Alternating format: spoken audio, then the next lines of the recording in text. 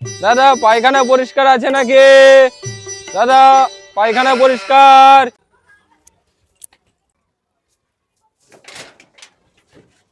ও দাদা আমাদের বাথরুমটা একটু সাফ করে দিয়ে যান। আসছি বৌদি।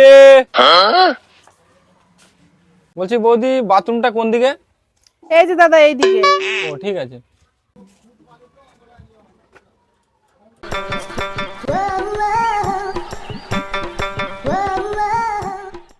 দাদা বাড়িতে আছেন নাকি?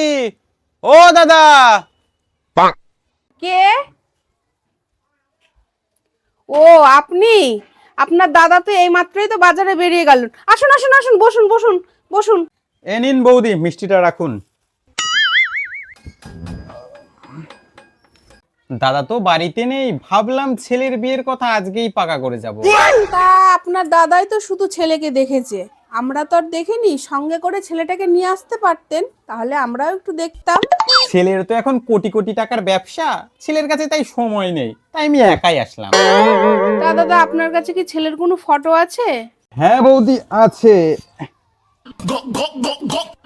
এ নিন দেখুন।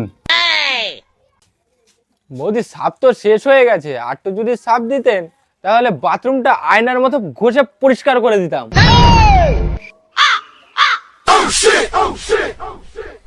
আপনি মশাই চিটার লোক তো।